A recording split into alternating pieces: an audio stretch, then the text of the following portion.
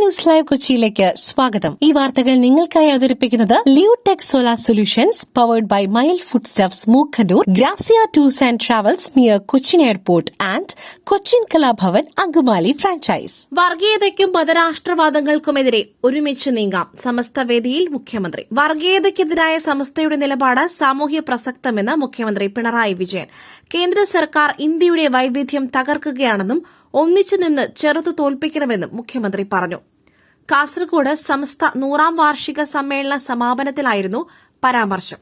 സമസ്ത ഭീകരവാദത്തിനും തീവ്രവാദത്തിനുമെതിരെ വിട്ടുവീഴ്ചയില്ലാതെ നിലകൊണ്ടു. വിശ്വാസ സംബന്ധമായ പരിഷ്കരണങ്ങളിൽ പോലും പ്രകോപനരഹിതമായി മാത്രം പെരുമാറി.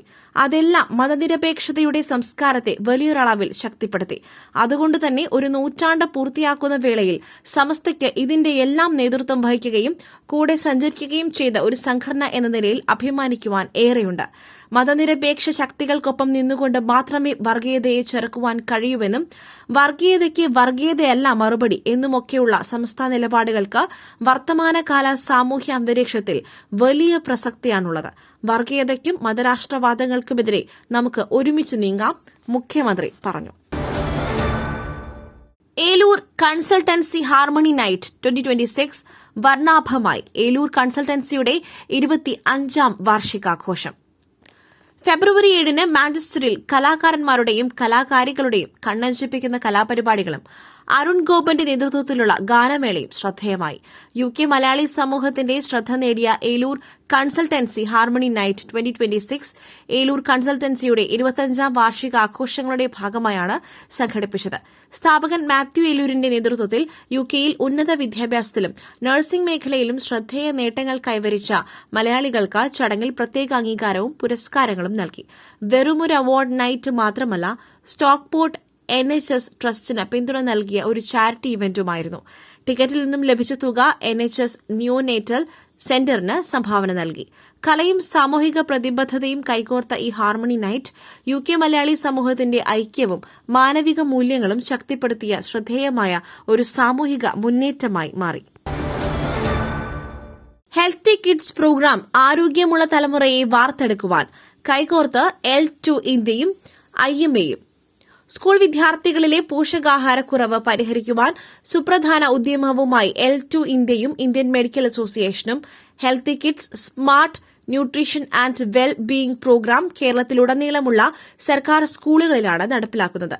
പോഷകാഹാരം, ആരോഗ്യം, മാനസിക ക്ഷേമം, വിദ്യാഭ്യാസം എന്നിവയെ കുട്ടികളുടെ സമഗ്രമായ വികസനം ഉറപ്പാക്കുന്നതിനായി രൂപകൽപ്പന ചെയ്തിട്ടുള്ള ഏകീകൃതമായ സംവിധാനവുമായി സംയോജിപ്പിക്കുക എന്നതാണ് ഈ പദ്ധതിയുടെ ലക്ഷ്യം. കുട്ടികളിലെ സൂക്ഷ്മ പോഷകങ്ങളുടെ കുറവ് പോലുള്ള പ്രശ്നങ്ങൾ പലപ്പോഴും അഭിസംബോധന ചെയ്യപ്പെടാറില്ല. സ്കൂളുകളിൽ ഉച്ചഭക്ഷണ പദ്ധതി നിലവിലുണ്ടെങ്കിലും ആയിരക്കണക്കിന് കുട്ടികളെ ഇത്തരം പ്രശ്നങ്ങൾ ബാധിക്കുന്നുണ്ട്. പ്രതിരോധശേഷി, വൈജ്ഞാനിക വികസനം, ഏകാഗ്രത, മൊത്തത്തിലുള്ള അക്കാദമിക് പ്രകടനം എന്നിവയെ ഇത് ബാധിക്കും. ഐക്യത്തിന് ആഹ്വാനം. സമസ്ത കേരള ജമിയത്തുൽ ഉലമ 100ാം വാർഷിക സമ്മേളനത്തിന് സമാപനം. സുന്നി ഐക്യത്തിന് ആഹ്വാനവുമായി സമസ്ത കേരള ജമിയത്തുൽ ഉലമ 100ാം വാർഷിക സമ്മേളനത്തിന് സമാപനം. അടുത്ത 5 വർഷത്തെ പദ്ധതികളുടെ ഭാഗമായാണ് പാതി വഴിയിൽ അഭിപ്രായ വ്യത്യാസത്തെ തുടർന്ന് പിരിഞ്ഞുപോയവരെ തിരിച്ചെത്തിക്കുന്നത്. സമ്മേളനത്തിനിടെ VD സതീശൻ സംസാരിക്കാതെ വേദി വിട്ടതും മതരാഷ്ട്രവാദത്തെക്കുറിച്ചുള്ള മുഖ്യമന്ത്രിയുടെ പരോക്ഷ പരാമർശങ്ങളും ചർച്ചയായി.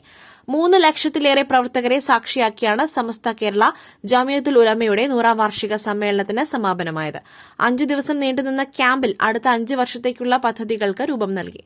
വർഗീയതയ്ക്കെതിരായ സമസ്തയുടെ ചെറുത്തുനിൽപ്പിനെ പുകഴ്ത്തിയായിരുന്നു മുഖ്യമന്ത്രിയുടെ സമാപന സമ്മേളനത്തിലെ പ്രസംഗം.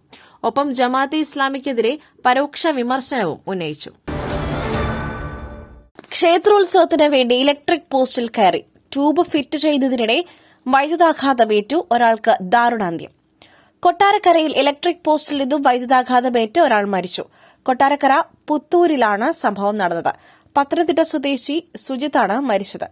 ക്ഷേത്രോത്സവത്തിന് വേണ്ടി ഇലക്ട്രിക് പോസ്റ്റിൽ കയറി ട്യൂബ് ഫിറ്റ് ചെയ്തതിനിടെയായിരുന്നു അപകടം സംഭവിച്ചത്. ഇലക്ട്രിക് പോസ്റ്റിൽ നിന്നും ഷോക്കേറ്റ് താഴെ വീഴുകയായിരുന്നു. ഉടൻ പുത്തൂർ സ്വകാര്യ ആശുപത്രിയിൽ എത്തിച്ചെങ്കിലും ജീവൻ രക്ഷിക്കാനായില്ല. പുട്ടു രുചികരമാവണമെങ്കിൽ മയിലിന്റെ പുട്ടുപൊടി തന്നെ വേണം. അതിന് ചെമ്പാപ്പുട്ടാണെങ്കിലും അങ്ങനെ തന്നെ. മയിൽ റൈസ് ആൻഡ് ഫുഡ് പ്രൊഡക്ട്സ്, ശ്രേഷ്ഠം സമ്പുഷ്ടം.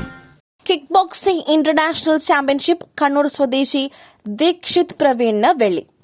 വേൾഡ് കിക്ക് ബോക്സിംഗ് അസോസിയേഷൻ ഡൽഹിയിൽ സംഘടിപ്പിച്ച 5ാമത് ഇന്റർനാഷണൽ ചാമ്പ്യൻഷിപ്പിൽ ഇന്ത്യയെ പ്രതിനിധീകരിച്ച ദീക്ഷിത് പ്രവീൺ സിൽവർ നേടി. ഫെബ്രുവരി 4 മുതൽ 8 വരെയായിരുന്നു മത്സരം നടന്നത്.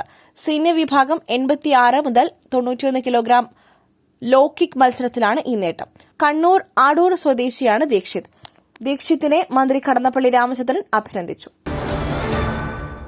പ്രധാനമന്ത്രിയെ കാണുവാൻ മേയർ വി രാജേഷ് ഡൽഹിയിലേക്ക്.